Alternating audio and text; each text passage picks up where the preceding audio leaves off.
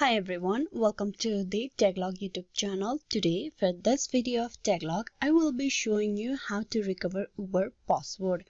Now to do that, open the Uber application. On the home page, tap on Get Started. Now here on the login page, you type in the phone number of yours and then tap on Continue.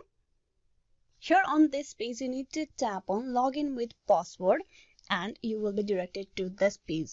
Here you need to tap on I forgot my password. Tap that. Now a 4-digit code has been sent to the email address of yours for the recovery process. Now you need to go and check your email address. Tap upon the mail. There's the Uber code. Click upon that.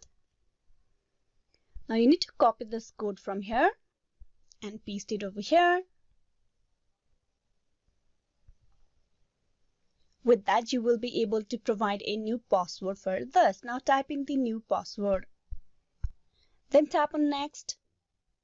And with that, the recovery process or the recovery of your Uber password is completed. So this is how you can recover Uber password. Hope this video was useful. Please like and subscribe the Taglog YouTube channel. Thank you.